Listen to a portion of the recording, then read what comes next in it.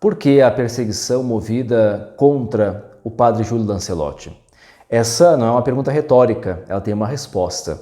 Mas para entendermos essa resposta, talvez fosse interessante refazer a pergunta com outras personagens. Por que a perseguição movida no passado contra Dom Helder Câmara? Ou contra Dom Pedro Casaldáliga? Ou então contra o mártir Santo Oscar Romero, bispo de El Salvador?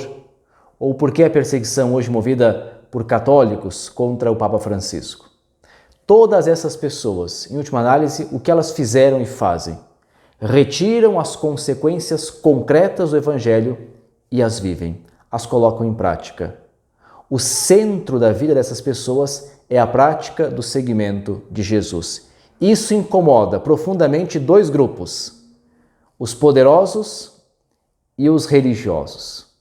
E normalmente dois grupos extremamente unidos. Jesus foi considerado subversivo pelos seus. Recordemos que, diante do sumo sacerdote, foi condenado por blasfêmia. Não foram os ateus que mataram Jesus, foram os religiosos que o condenaram. Ora, se nós abrirmos o Evangelho de Marcos, lá no finalzinho do capítulo 3, herodianos e fariseus que se odiavam já estavam tramando como matá-lo. Por aquilo que ele falava, por aquilo que ele dizia, pelo modo de ensinar e de revelar Deus que ele nos trouxe.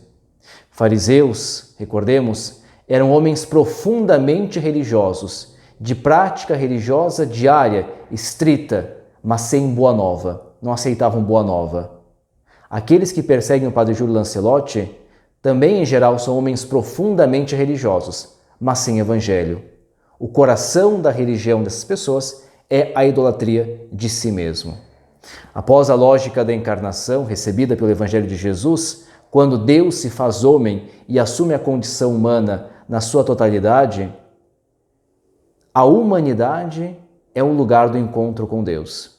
E Jesus nos ensina como devemos ser humanos. Em última análise, o ódio dessas pessoas pelo Padre Júlio é porque ele é aquilo que eles não conseguem ser, profundamente humano.